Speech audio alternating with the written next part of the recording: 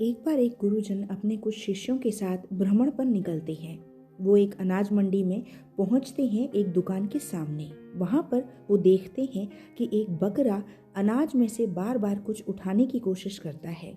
जब तक मालिक को पता चलता है, वो अंदर से भागा हुआ आता है और जोर जोर से उस बकरे को पीट कर वहां से भगाने की कोशिश करता है। इतने में देखते ही गुरुजन जोर जोर से हंसने लगते हैं। अब क्योंकि शिष्य साथ में हैं, तो शिष्यों को बड़ा आश्चर्य होता है। उसमें से एक शिष्य पूरे साहस के साथ उनसे पूछता है, गुरुदेव, गुरुश्री, आप तो दया के भंडार हैं, दया के सागर हैं। फिर इस जीव पर, इस निरीह पर इतना अत्याचार होते हुए देखकर भी आप इतना मुस्कुरा रहे हैं, जोर से हंस रहे हैं, इसका कारण क्या है? तो गुरुदेव अचानक कहते हैं, सुनो, मैं इसके पूर्व जन्म की कहानी तुम्हें कहता हूँ।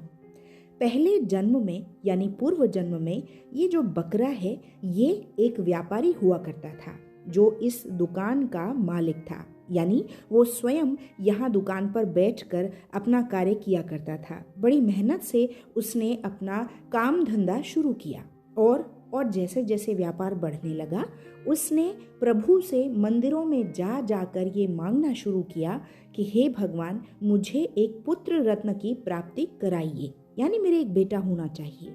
अब भगवान ने सुनी और देखो, ये जो बकरा है जिसे मार रहा है ये सेठ उसका वही बेटा है। यानी कितनी अद्भुत बात है, क्योंकि इस बकरे का मस्तिष्क, इसका मन, इसका विचार और इसका सब कुछ इस दुकान में ही रह गया।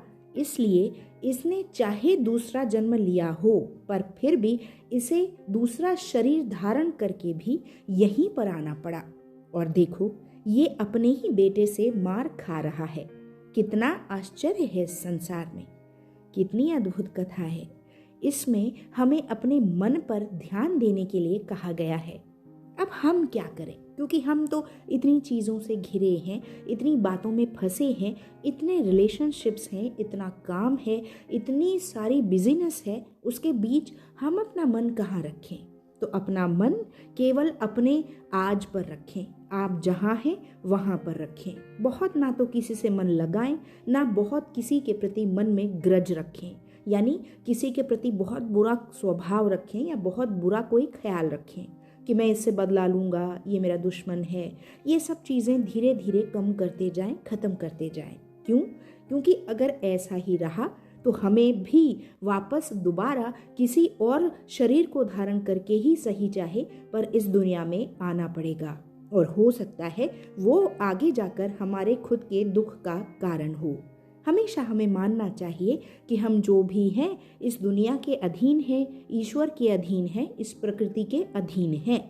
और हमारी सारी जितनी भी कहानी इस जिंदगी की लिखी गई है, वो हमारे अपने कर्मों के आधार पर लिखी गई है। जैसे जैसे इस कहानी के आधार पर हमने जाना कि वो जीव अपने कर्म के द्वारा ही दोबारा यहीं पर आकर रुकता है, तो हमें देखना है कि हम कहाँ ठहरते हैं, कहाँ हमारा मन लगता है, कहाँ से हमें अपना मन हटाना है। ये अभ्यास केवल हम ही कर सकते हैं। तो चलिए थोड़ी कोशिश करते हैं अपनी जिंदगी को आसान बनाने की। आप सभी बहुत खुश रहिए और अपना ध्यान रखिए और अपने मन का विशेष रूप से ध्यान रखने की कोशिश कीजिए कि वो कहाँ लगा है, कहाँ से उसे हटाना है और कहाँ अपने चित्त को ले जाकर एकाग्र करना है। इसलिए हमेशा खुश रहिए और अपने आप ध्यान रखिए। Thank you.